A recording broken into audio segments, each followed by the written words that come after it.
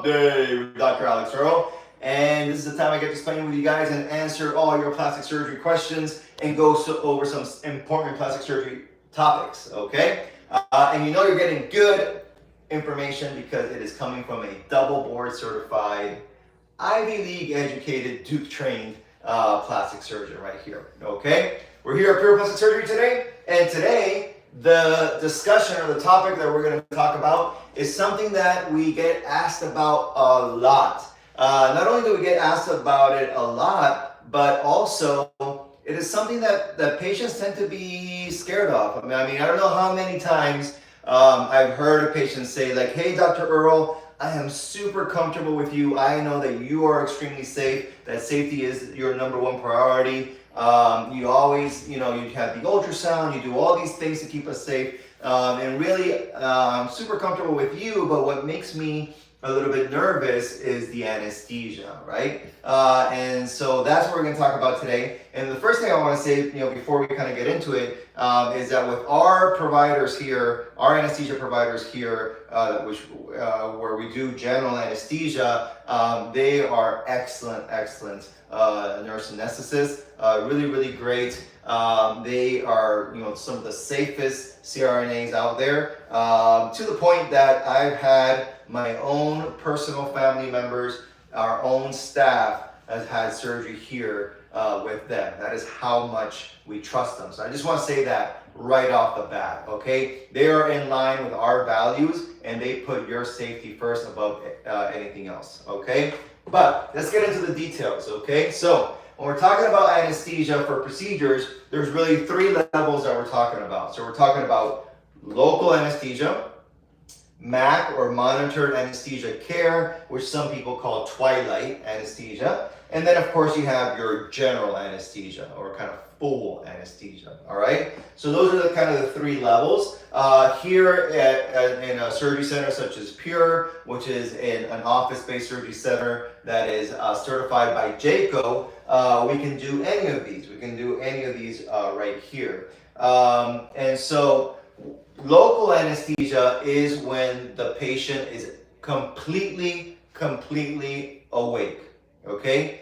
That means that there's been no sort of sedation, nothing like that's been given to the patient. We are basically just numbing up the areas that we're going to work on, okay? So that's where you kind of see that, where you may see sometimes some videos or things like that, where the patient's like completely awake, just like fully talking to you, having a conversation as you're doing the procedure, okay? And so how can that work? Well, the only way to make it work, of course, is to numb up the areas that you're working on in a way where the patient is not going to feel sharp pain. Now, because you're awake, you are going to feel pulling and tugging, okay? But you shouldn't theoretically feel a lot of sharp pain, okay? And so the way to do that is to use a solution of a medication called lidocaine, which is an anesthetic. It's a basically numbing medication, okay? Now, a lot of you have probably had lidocaine or Novocaine, some sort of form of this anesthetic when you go to the dentist. Like, have you ever gotten to the dentist? You have them inject the gums, and all of a sudden everything goes numb, the lips go numb, and things like that. Well, that's what they were injecting, okay? Typically, this is combined with another medication called epi or epinephrine. Epinephrine helps vasoconstrict blood vessels, and therefore it decreases bleeding. All right, so you combine these two things inside the fluid, and if we're talking about liposuction or larger areas, we call that fluid tumescent fluid, okay? So that's gonna go in the tumescent fluid.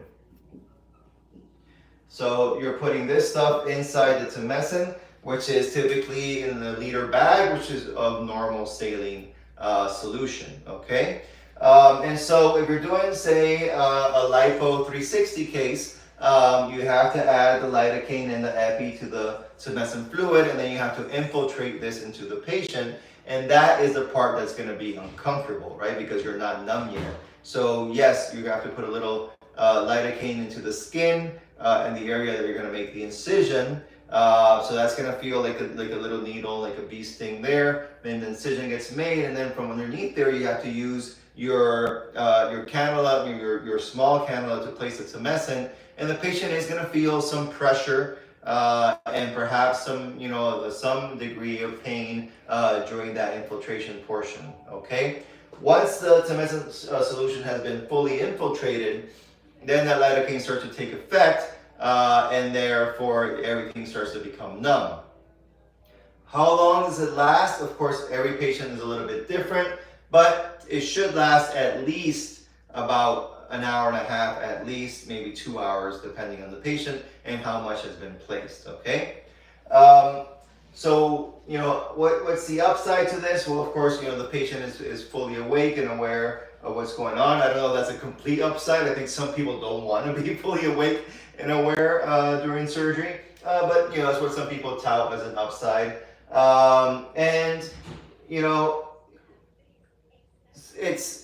I don't know that this is necessarily true, but it's been touted as being, a little bit more safe than general anesthesia because there's less, potential, physiologic, issues with the heart rate and things like that. But I don't know that's necessarily proven to be true. And also, there are some downsides to local anesthetic, okay? And the main downside is that in order to numb things up, you have to use this lidocaine, okay? And the lidocaine has potential toxicity, what we call lidocaine toxicity. And so if someone is given too much lidocaine, that can affect the nervous system and it can affect the heart. And they could potentially lead to seizures or arrhythmias where the heart's not beating the way it's supposed to go.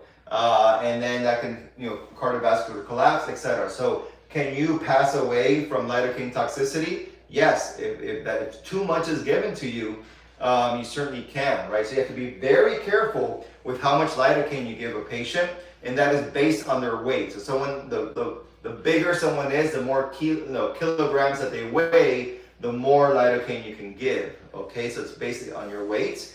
And again, you have to be extremely careful with that, especially for the bigger cases. When do I use local? I use it for small cases, such as Avelli or Aloclay, right? Or if I'm doing just a small skin lesion that I'm removing.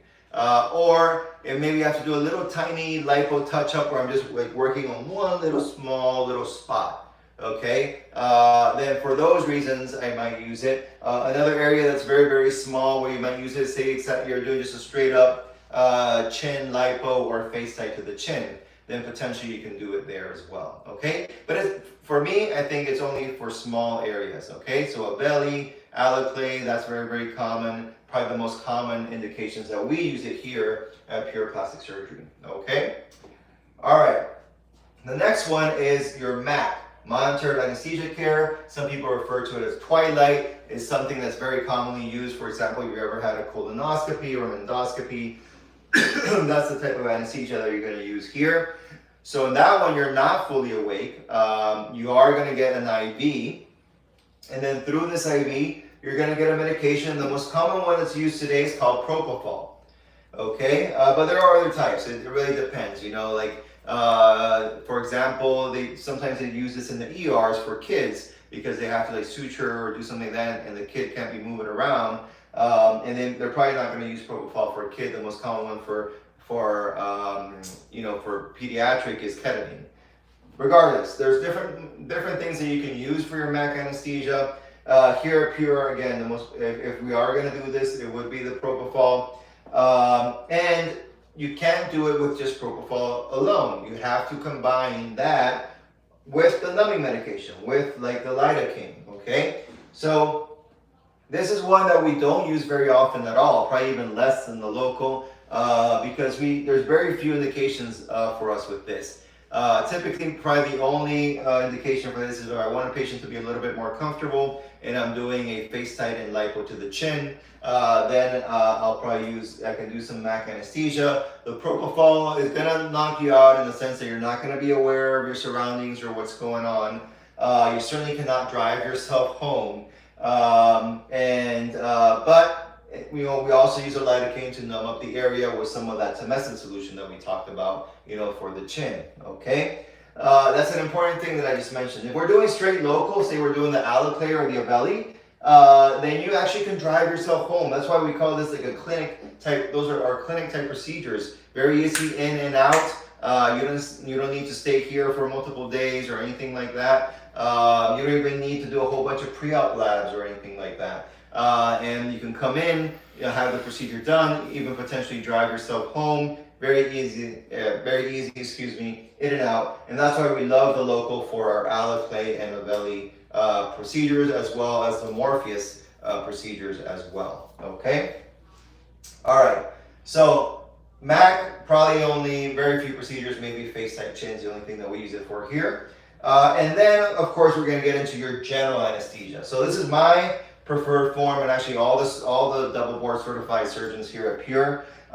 This is our preferred method of anesthesia for pretty much most of our bigger cases, right? So any lipo 360, BBL, tummy tuck, any breast case, including straight up breast augmentation, all the way to the breast lift or reduction with implant, with or without implants, and of course all the other ones that we do for our massive weight loss patients, such as arm lifts, back lifts, thigh lifts, etc. And then even for our facial patients, if we prefer to do that with general, we're talking about our neck and facelift or rhinoplasty. If we're doing all 4 lids, so upper and lower bleph, also preference is general. If you're just doing the upper lids, just a small skin excision there, sometimes you can just do that with local. That's very straightforward, okay? But for most of our bigger cases, general is the way to go. It is extremely safe if you have the right providers and in the right setting, right? That's always a caveat there, right? If you have someone who doesn't know what they're doing, then they're gonna mess it up, okay? So you have to go to the right place, right? The place that has that highest level certification, like the Joint Commission, like we do here at Pure. And with people that have a ton of experience and that we trust, okay? So who can provide general anesthesia? It can either be a medical doctor, MD, so that's an anesthesiologist, okay? Or it can be a CRNA, Certified Registered Nurse Anesthetist, okay? So anesthesiologist, anesthetist, okay?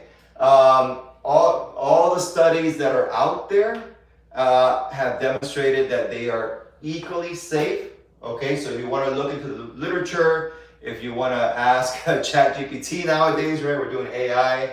All the studies out there have shown that they're equally safe. So I know there's sometimes a tendency or a bias asking for an anesthesiologist versus an anesthetist, and there is no data out there to prove that one is safer than the other. Okay, so they're equally safe. So here at Pure, we use our CRNAs, and they're excellent. They've been with us for over 2 years now. And like I said, extremely safe to the point that we trust them I've trusted them with my own family members, and of course, and the staff here trust them. They see them every day, and they've gone under with them as well. Okay, so what does that mean? Well, you're definitely going to have the IV, and we are going to use again some of that propofol, but we're also going to use what's called a paralytic, which is called either, it can be one or both of these. Succinylcholine or rocuronium or rock are the paralytics. And then while you're under, we can also give you something to take care of the pain, which is typically fentanyl, is what we use, okay? So that even though you're completely asleep, we don't want you feeling pain even if you're asleep, right? And so the fentanyl helps take care of that while you're asleep. Now, this means because you are, anesthetized and paralyzed, that means that you're not breathing on your own. So we do have to use what we call the endotracheal tube. So there is a tube that's going to be put down to help with the breathing, and you're going to be hooked up to the machine, right? The anesthesia machine, all right? Which is like a ventilator or a respirator, okay? So you're going to be hooked up to the ventilator with the ET tube. Also inside that ventilator, there's going to be a gas that's given. The most common one that we use here is called isoflurane. Okay, isoflurane. Okay, all right. So that is the most common one here that we use. Okay, and what we don't do What we don't do, and this is the reason why I'm a large or very big proponent of general anesthesia, is that we do not give you any lidocaine. Okay? And therefore, the risk of lidocaine toxicity comes down to 0%. There's very few things in medicine that we can say that you can be either 0% or 100%. Very few things. But the one thing that I can tell you is that it is impossible to get lidocaine toxicity if I don't give you lidocaine, right? So it brings down that risk to 0%. And that's why I like to do that, so it's very controlled. And so the patients are, of course, extremely comfortable during the general anesthesia. And it's also a lot better for me because, the patient is not moving around, the patient is very, very still. And therefore, I think I can do a lot better job. I think when I can't tell you how many times I've seen patients come here for a redo of their Lipo 360 or their BBL because they went to a place that did it under local, thinking that it was quote unquote safer for them, which it wasn't. And then they had a subpar job because they were uncomfortable, they were feeling pain, they were squirming, they were moving around. The surgeon then becomes uncomfortable and not as aggressive as they want to be or they should be, and therefore you get a suboptimal, basically shitty result. Okay? So we want to avoid that. We want to have great results, beautiful, enhanced, natural results that last for a long, long time. So the best way to do that is to have the patient under general anesthesia. That way I can be more aggressive. I can, of course, use devices that produce a little bit of heat, such as the Vaser or the Body Tight. And other places they use that, the Renuvion as well, or the J Plasma. And so we can use those devices and the patient still remains comfortable, right? And so now I can use the Vaser, I can remove more fat with less bleeding, less inflammation, and have better skin retraction because I'm using the Vaser. I can be more aggressive with my lipo. I can make sure to really shrink that waist down as much as I can, get out those 4 liters of fat that I'm allowed to remove here in Florida, and try to not leave anything behind, okay? All right, well, that is, I think, a pretty good summary. So I'm happy to take questions regarding anesthesia or anything else. We have a lot about the topic. Okay, good. Let's start with the topic. Let's go, yes, let's start with the topic. No, I missed the beginning. Who administers the anesthesia, CRNAs or anesthesiologist? Okay, yeah, great job. So what I was saying that yes, you have 2 options to administer general anesthesia. So it's going to be either an MD, which is an anesthesiologist, or a CRNA, which is a nurse anesthetist, okay? And what I was saying is that all the studies out there have not shown one to be safer than the other.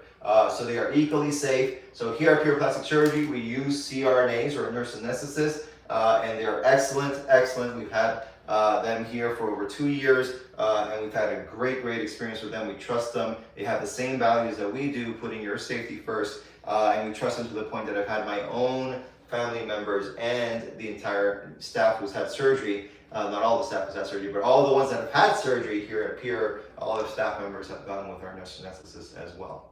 And I certify it. Yes, there you go. I love Dr. Earle and his post-op team. I love working with you guys. Snatch and curved. There you go. Yes. Thank you for showing up to the live, and for also having to take care of our patients post-op. I love these lives. Make me feel so much more secure in my decision of going with my team at Pure. All right, we hope to see you here very, very soon.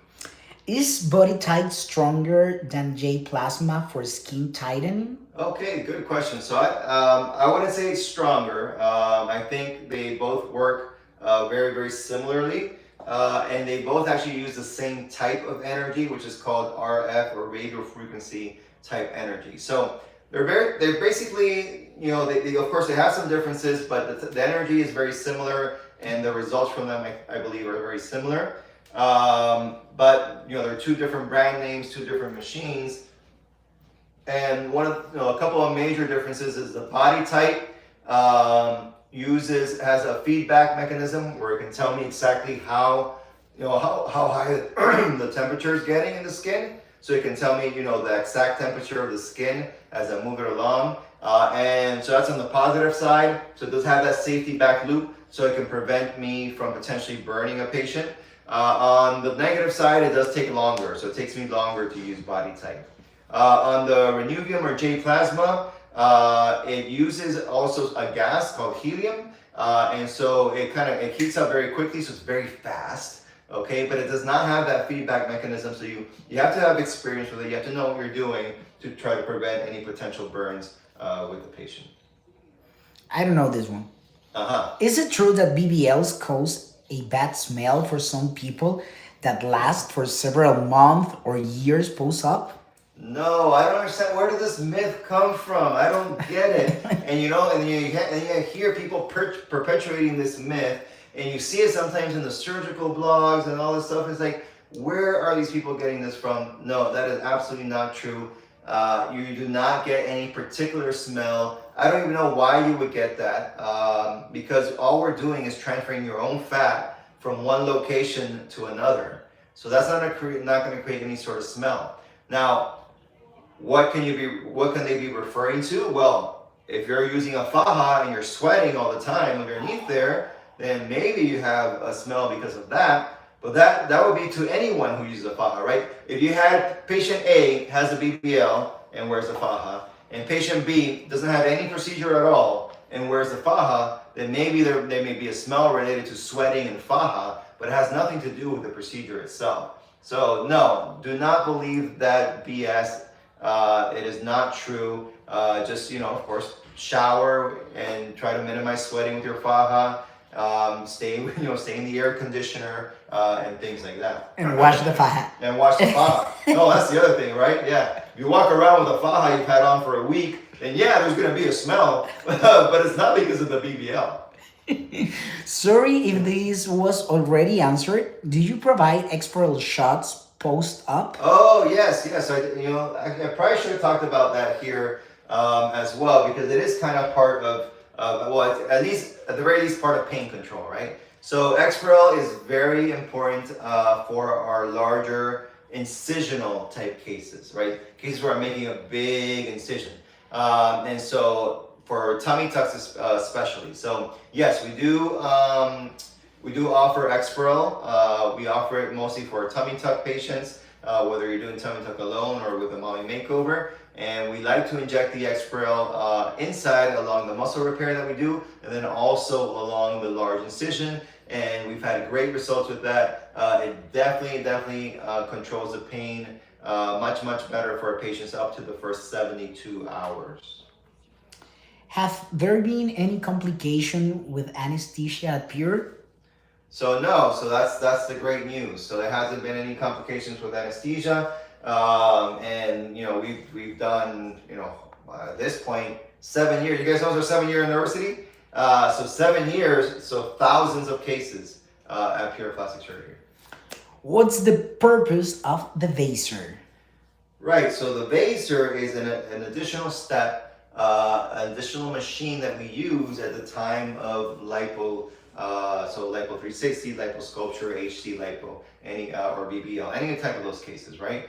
And so it uses ultrasound energy to what's the technical term is called emulsify the fat. But what does that mean? It means that it's basically shaking off the fat cells from the surrounding tissues using that ultrasound energy. And so therefore, the fat cells are easier to then remove with the liposuction. So I'm able to get more fat out, typically with less bleeding, less inflammation, and it actually improves the skin retraction as well. So lots and lots of upsides to the vaser. And I do right now, actually, not only do I highly recommend it, but I use it as part of your package for all of my lipo 360s and BBL cases.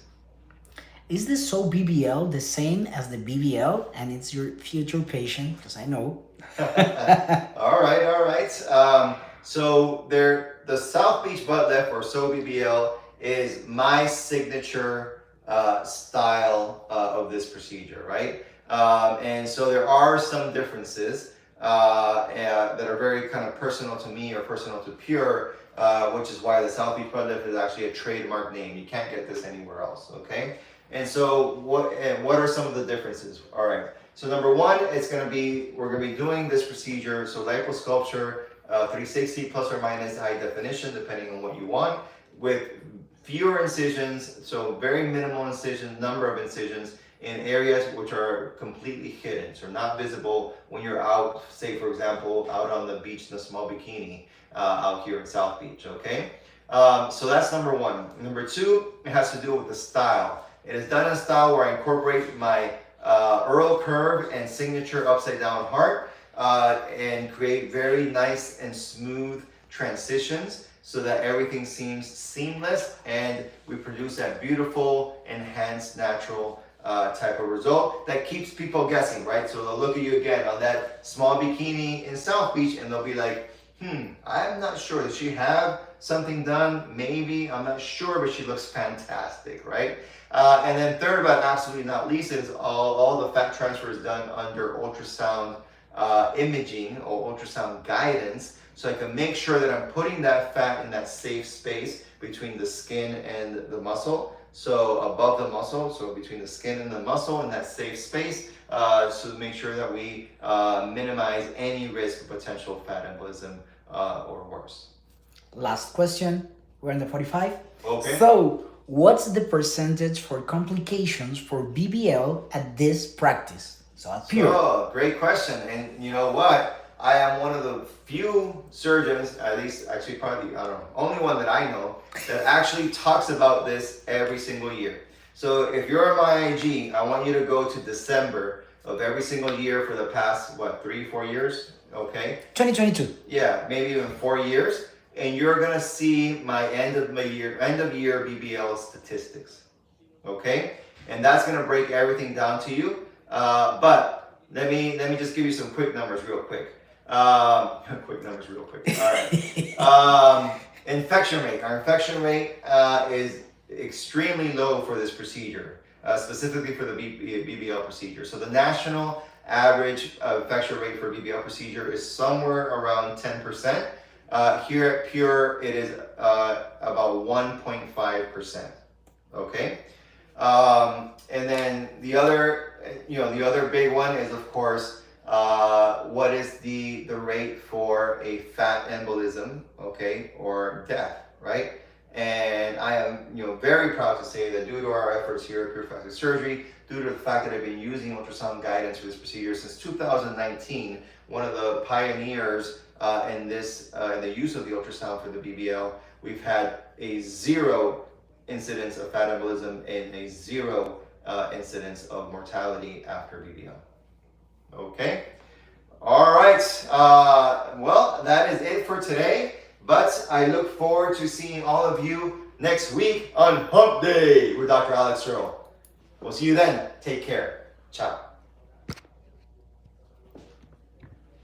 Okay, great.